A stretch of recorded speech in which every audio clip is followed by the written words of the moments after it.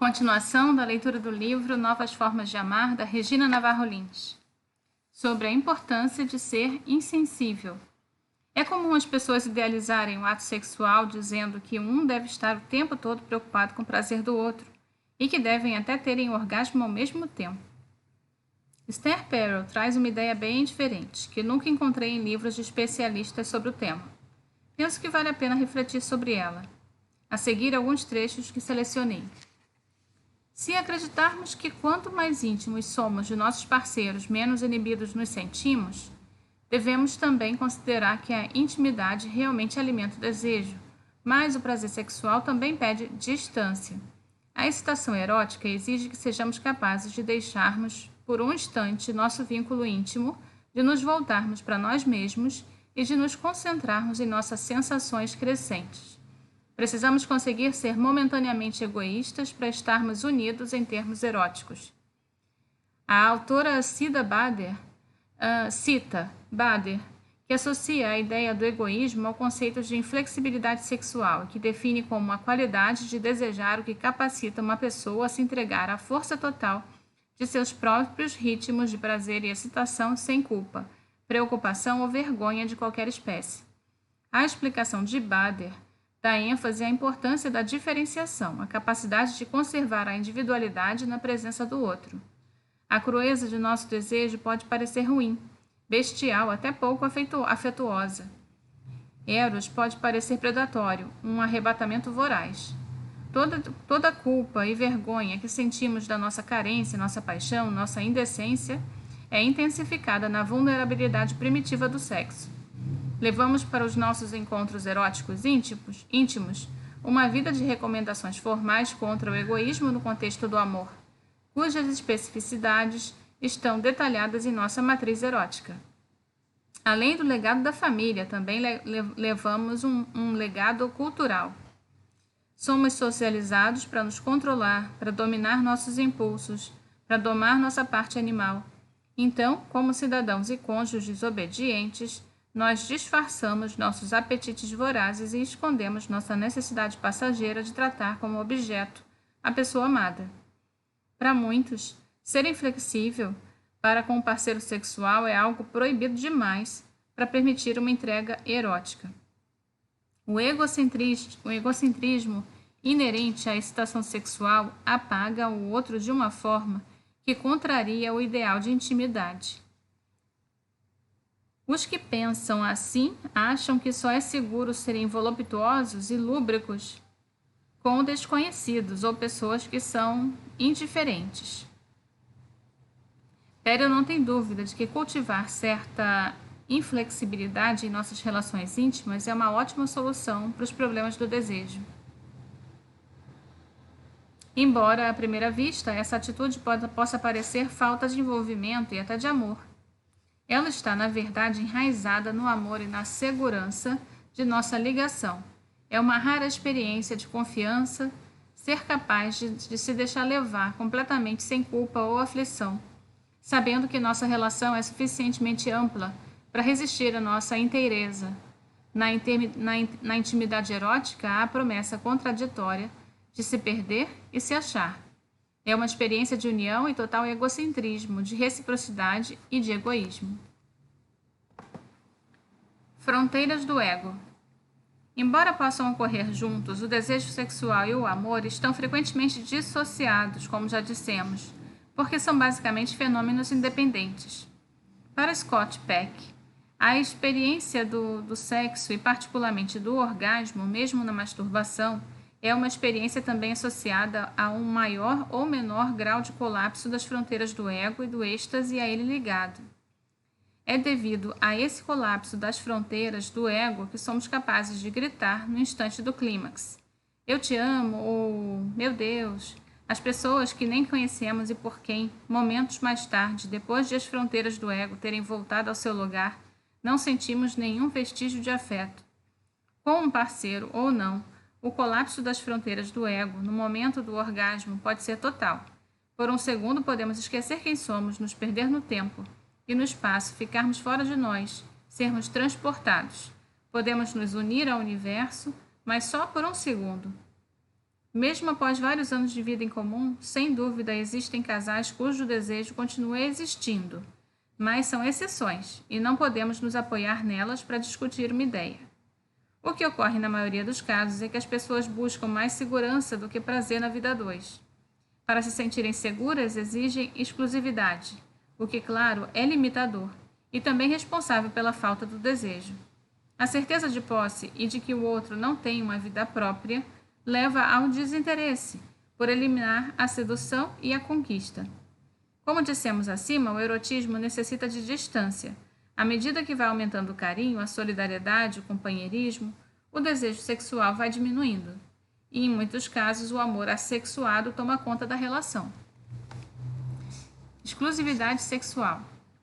A exigência de exclusividade surgiu há aproximadamente 5.000 anos, com a propriedade privada. Minha terra, meu rebanho. O homem ficou obcecado pela certeza de paternidade porque não admitia correr o risco de deixar a herança para o filho do outro. A mulher só ter relações sexuais com ele era fundamental. A partir de então, a esposa passou a ser sempre suspeita, uma adversária que requeria vigilância absoluta. Temendo golpes baixos e traições, os homens lançaram mão das variadas estratégias. Manter as mulheres confinadas em casa sem contato com outros homens, cinto de castidade e até extirpação do clítoris para limitar as pulsões eróticas. Puni-las com severidade ou mesmo matá-las é considerado simplesmente o exercício de um direito.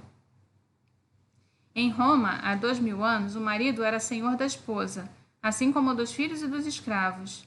Se a esposa o enganava, criticavam-no por falta de vigilância ou de firmeza, e por deixar o adultério florescer na cidade. As paredes do império eram cobertas pelas inscrições e mensagens públicas. Era por meio delas que o povo ficava sabendo de muitos episódios. As inscrições por vezes denunciavam as relações extraconjugais das esposas. Até o final do século I a.C., o marido tinha o direito legal de matar a esposa no ato, caso ela fosse apanhada em flagrante de adultério. Em certas circunstâncias, ela podia ser condenada à morte mesmo se não tivesse sido flagrada. Na Idade Média, século V ao XV, o casamento e tudo o que referia a ele esteve submetido a meticulosa vigilância, tanto nos vilarejos como nos bairros urbanos. O princípio de que o sexo ilícito é um crime público foi afirmado com crescente vigor a partir do início desse período.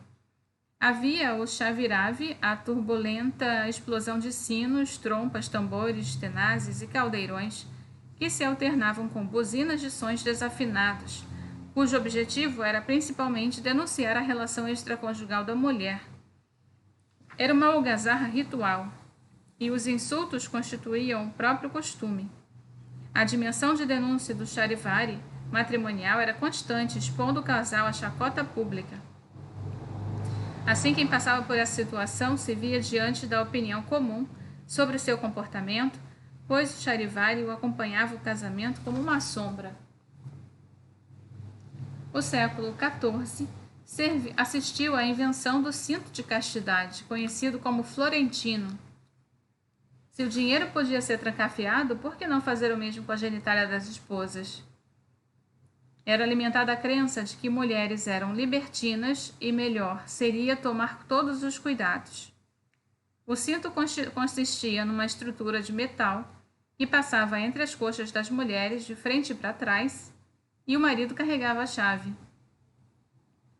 Na Renascença, século XIV ao século XVI, qualquer ato sexual fora do casamento era ilegal. Para eles era óbvio que as relações ilícitas despertavam a ira de Deus, impediam a salvação. Feriam as relações pessoais e minavam a ordem social. Os infratores estavam sujeitos a uma punição pessoal severa. Na Inglaterra, a penitência mais comum era a surra em público repetidas vezes. Não era raro que mulheres adúlteras fossem humilhadas publicamente, perdessem seus bens, e suas orelhas e nariz fossem cortados. A principal preocupação das leis geralmente era proteger a honra e os direitos da propriedade dos pais e dos maridos. Os detalhes variavam de um lugar para outro, mas todas as sociedades europeias promoviam o ideal da disciplina sexual e puniam pessoas por sexo consensual fora do casamento. Atualmente encaramos tais práticas com repugnância. Associamos ao Talibã a Sharia islâmica a povos distantes com visões de mundo bem diferentes. No entanto, há muito pouco tempo, até o Iluminismo, no século XVIII, nossa própria cultura também era assim. O surgimento das atitudes modernas em relação ao sexo no fim do século XVII até o século XVIII constituiu uma grande revolução. O período entre 1660 e 1800 foi um importante divisor de águas, uma grande mudança secular nas atitudes e comportamentos sexuais, o nascimento de uma mentalidade moderna. No século XIX, o século do pudor, houve grande repressão da sexualidade, principalmente para a mulher, que deveria ser pudica, quase santa e maternal. Sua principal função era reinar na qualidade de anjo do lar, mas ela se submetia humilde e docemente aos desejos do seu marido. O prazer sexual das mulheres era inaceitável. O sexo só era permitido como marido e visando a procriação. A falta de desejo sexual era um importante aspecto da feminilidade. Os maridos tinham relações extraconjugais, buscavam o prazer nos bordéis. No pós-guerra, em meados do século XX, a repressão da sexualidade era grande, assim como a preocupação com a opinião alheia, quanto à conduta, principalmente das mulheres. As aparências e as normas sociais tinham peso excessivo. Aos maridos eram permitidas relações extraconjugais. Estava isento de crítica aquele que fosse discreto e continuasse sendo provedor e respeitador da família. A honra do marido dependia muito da conduta da esposa, portanto, ela devia ter a sexualidade contida. Caso contrário, ela sofria execração pública. Um bom exemplo foi o que aconteceu com a maior estrela de Hollywood na época e um importante cineasta, Ingrid Bergman e Roberto Rossellini. Em 1949, Ingrid Bergman, de Estocolmo, nasceu em 1915 e morreu em Londres em 1982. Ela foi atriz de Casablanca e Interlúdio. Ela se preparava para filmar Joana d'Arc, mas ela não estava contente com o clima espetacular da capital do cinema e o olhar constante sobre os números de bilheteria e o culto ao estrelato. Ela era casada com um dentista sueco e tinha uma filha de 9 anos, chamada Pia. O marido não lhe cobrava exclusividade, mas ela precisava voltar para casa de vez em quando. A luz que anunciou seu rompimento com o cinema comercial americano foi o filme Roma, Cidade Aberta, de Roberto Rossellini. Ingrid enviou uma carta ao diretor italiano, na qual se oferecia para atuar em seus filmes, embora em italiano só soubesse dizer "te amo". Assim mesmo, Rossellini a chamou para atuar em Stromboli. Quando se conheceram, apaixonaram-se imediatamente e iniciaram um romance. Ela logo engravidou e o escândalo se tornou inevitável, pois ele também era casado. Quando o filme estreou, Roberto, o primeiro filho do casal, nascia. Pouco tempo depois, Ingrid se divorciou do seu primeiro marido, casando-se com Rossellini no México. A atitude de Ingrid enlouqueceu a indústria do cinema americano, revoltou os moralistas e abalou o mito, que fascinava os fãs e a opinião pública. A santa de Joana d'Arc e a romântica de Casablanca desfizeram-se imediatamente, substituída pela adúltera desavergonhada e sem coração. O nome da atriz foi alvo do boicote pela Legião da Decência dos Estados Unidos. Os exibidores passaram a não aceitar seus filmes e a imprensa voltada para as celebridades tratou-a como alvo da vez. Após o divórcio, Ingrid Bergman foi proibida de ver a filha Pia, então com 10 anos. Ela teve 3 filhos na relação com Rossellini e viveu 7 anos com ele. No Ocidente, a exclusividade sexual nas relações estáveis é a norma, e o sexo extraconjugal, condenado por muitos, é sempre associado às palavras como traição, infidelidade e adultério. Embora eu recuse esses termos fiel e infiel, e mais ainda a palavra traição, para caracterizar esse tipo de sexo, eu vou usá-los em alguns momentos com o objetivo de facilitar a compreensão.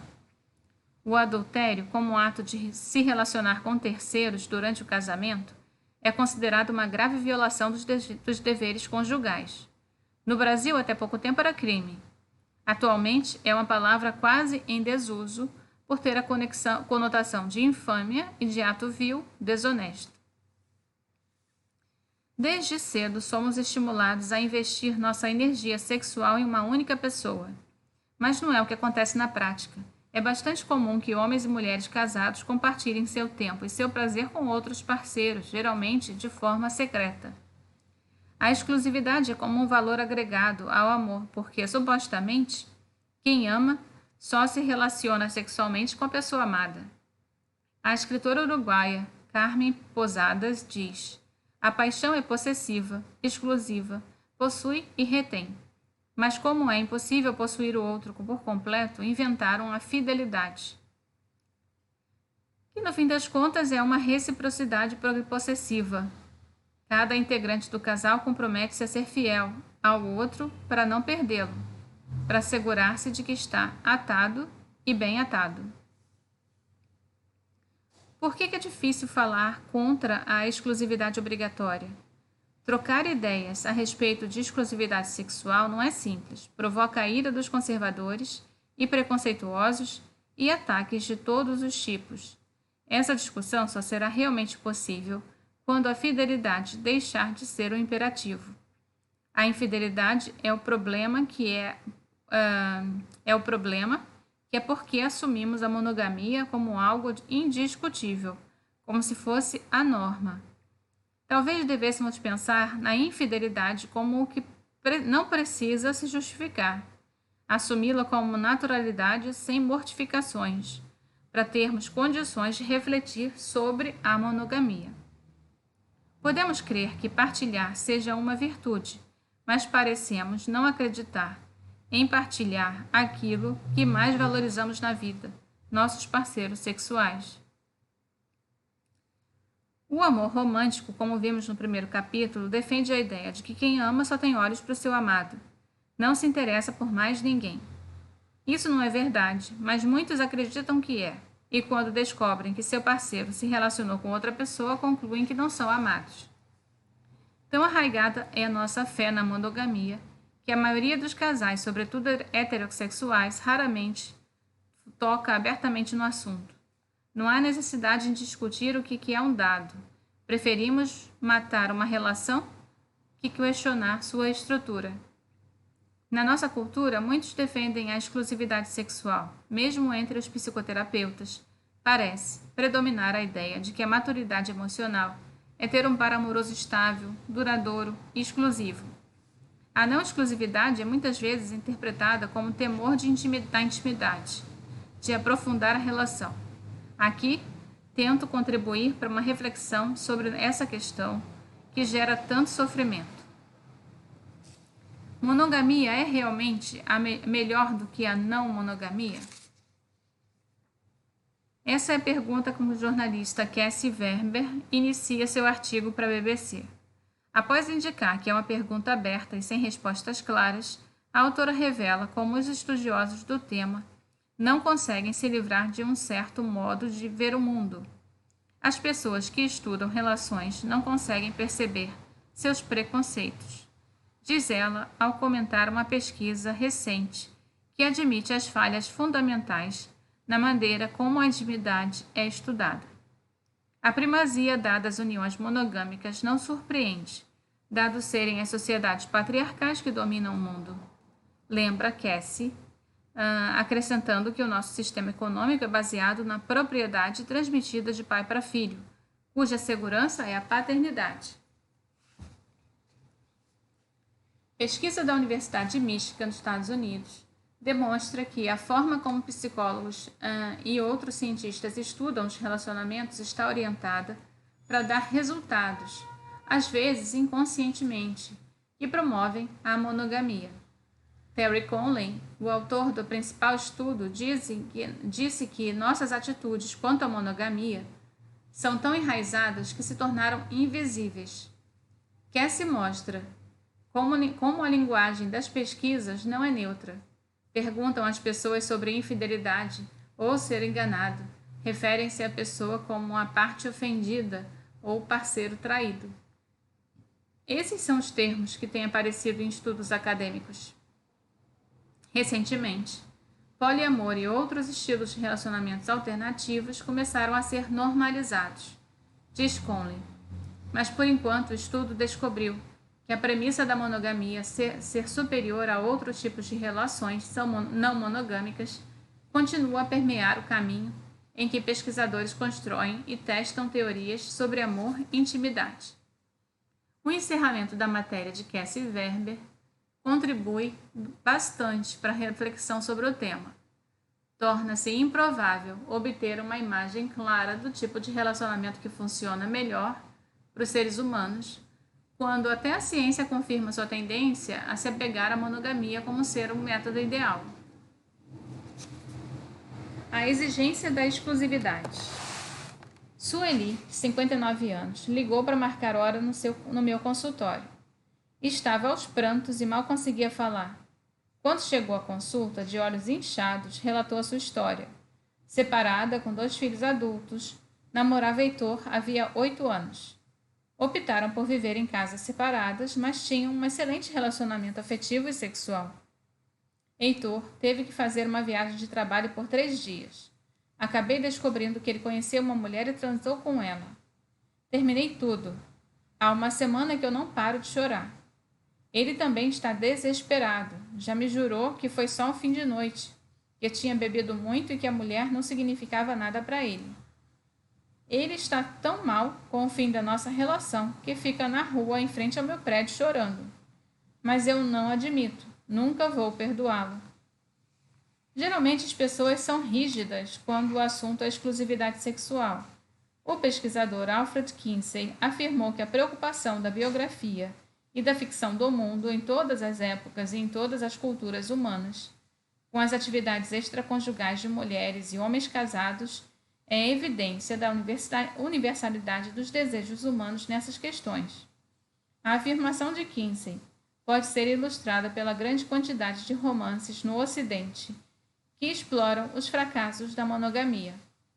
Alguns exemplos famosos são Ana Karenina, de Liev Tolstói, Madame Bovary, de Gustave Flaubert, a amante da Lady Chatterley, de D.H. Lawrence, A Letra Escarlate, de Nathaniel Hawthorne, A Taça de Ouro, de Henry James, entre muitos outros.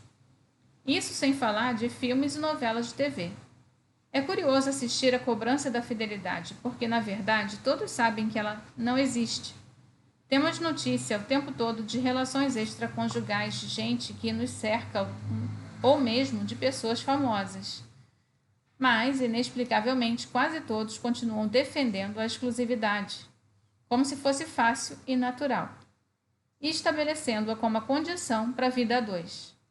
O número de homens e mulheres casados que têm relações extraconjugais ocasionais é enorme, e hoje o percentual de mulheres se nivela ao dos homens. Estamos no século XXI, mas ainda há os que consideram inadmissível que seus parceiros sintam desejo sexual por outra pessoa. Na realidade, todos são afetados por estímulos sexuais novos, vindos de outras pessoas que são os parceiros fixos. Esses estímulos existem e não podem ser eliminados. Acontece que, diante da ideologia do amor romântico, as pessoas recalcam seus desejos e afirmam conceitos estereotipados, expressos em frases do tipo: quando se ama de verdade, só se sente desejo pela pessoa amada. Ou, se um dos dois sentir tesão por outra pessoa, é porque a relação não vai bem. Nada disso corresponde à realidade. Os casais, no entanto, bem sabem que é natural sentir desejo por outras pessoas. Por isso se controlam tanto. Bem, então eu vou parar por aqui e continuo na próxima leitura. Tem muito mais por aí. Tchau, tchau.